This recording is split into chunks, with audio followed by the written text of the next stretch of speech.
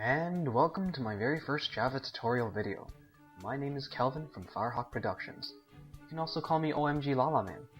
Anyways, I will be hosting a series of tutorials teaching you guys how to program in the language of Java. But before I begin talking about Java, I'm going to explain to you guys why programming is such an essential skill to have.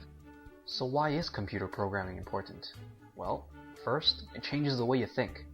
Steve Jobs once said everybody in this country should learn how to program a computer because it teaches you how to think. I completely agree, because with programming mentality, you tend to take a problem, break it down in steps, and then solve each one until you reach your solution. Second, almost everything you see nowadays is controlled by a computer.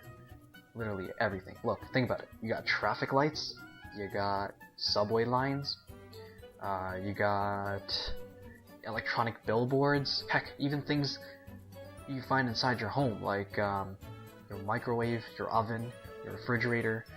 They're all pre-programmed to do something. And third, there's endless possibilities. Think about it. Anything you want to do, you literally can write a program for it. Alright, so let's move on to what your computer actually does when reading code. Your computer can only read one thing: machine language. What is machine language? Well, it's just a bunch of zeros and ones, also known as binary.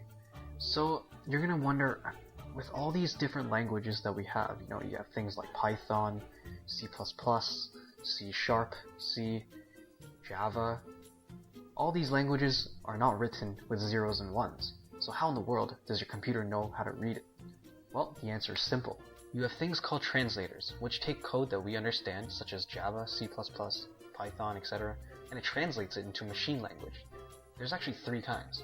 The first one is called an interpreter, which is something Python uses, and I'm going to talk more about these later on. The second kind is called a compiler, which is something C++ uses.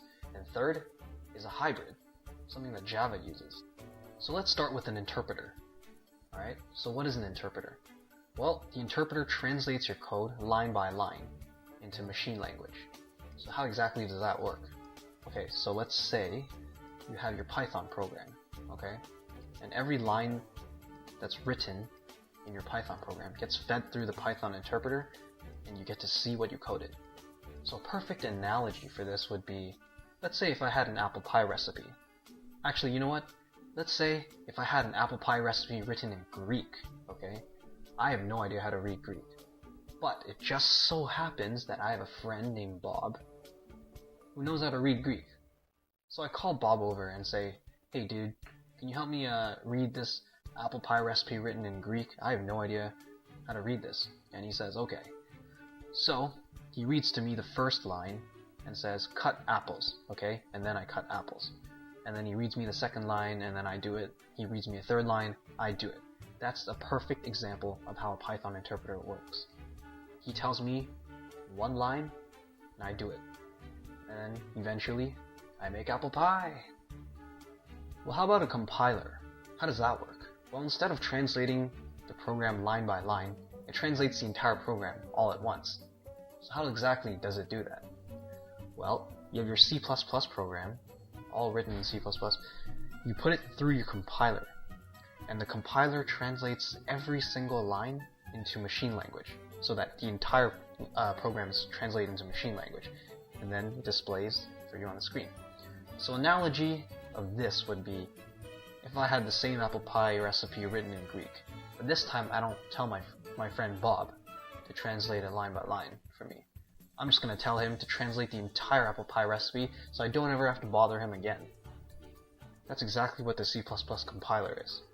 So, after feeding it through the compiler, aka me giving my friend Bob the Greek recipe, after he finishes translating it to English, the finished recipe in English is the C++ program in machine language. And then output, I make apple pie, same thing.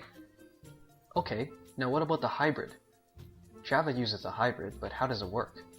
Well, first it compiles and then interprets. But still, that doesn't make sense. From what we learned from the past two slides, it usually compiles or interprets. Why does it need to do both? Well, how does it do this? The answer is simple. Java does this through The Java Virtual Machine. So what is a virtual machine? Well, a virtual machine is essentially a hypothetical computer that's inside your computer. So you can essentially run the exact same programs in this hypothetical computer, aka the virtual machine, as you would on your normal computer. So a lot of people use the virtual machine for testing, so that if a program does crash in their virtual machine, then it'll crash their virtual machine, but not their actual computer. So I guess you can have something like a virtual machine in a virtual machine in a virtual machine, which also means you can have a virtual machine inside a virtual machine inside a virtual machine inside a virtual machine.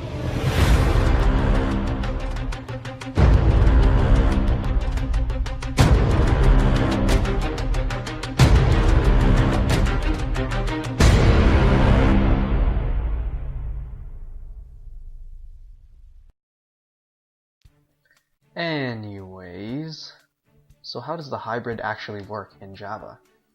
So as I said before, it compiles and then interprets. So let's see how it actually works. So this is the typical, stepwise process that we've seen before. So you have your Java program. Typically the Java program ends in a .java file. Okay? Now, you feed this file through the Java compiler. And then, remember what a compiler does. A compiler translates your entire code into machine code. But in this case, since Java has its own virtual machine, the Java's machine language equivalent is known as bytecode. So remember this. Bytecode to Java virtual machine is machine language to your computer. Okay? So now we have our bytecode. What do we do after we have the bytecode? Well, Java takes the bytecode program and with the Java interpreter, so I kind of missed this, but the bytecode usually ends in a .class file, right? Okay, so Java interpreter reads this .class file and reads it line by line, and eventually you get your output, and your program works.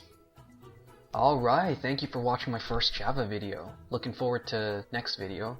We'll be talking about installing the Java library, as well as installing the Java IDE, which I'll explain to you, of course, next video. But yeah, be sure to check out our other videos in our channel. Anyways, thanks for watching. See you all next video.